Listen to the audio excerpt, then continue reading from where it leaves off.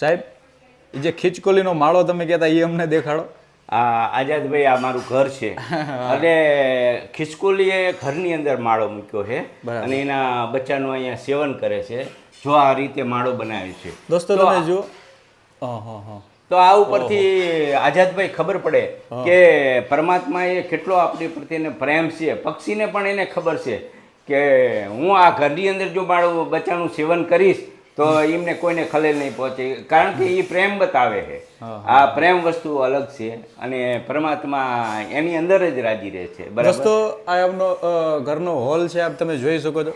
અને બીજી વસ્તુ એ છે કે આ જગ્યાએ ખીચકોલીએ માળો મૂક્યો. એ ખીચકોલી જે કપડાં લઈ જાય ને એ એને એમનામ રાખવાના અને ખીચકોલીને કોઈ જ પ્રકારની ખલેલ નહીં પહોંચાડવાની. તો આ સાહેબનો પ્રેમ તમે જુઓ. આ ખીચકોલીનો માળો આ જગ્યાએ મૂક્યો છે, તમે જુઓ.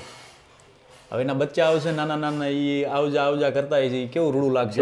જો કેટલું રૂડું લાગશે. આઝાદભાઈ અહીંયા ગેટથી આવી અને અહીંયા ચડે.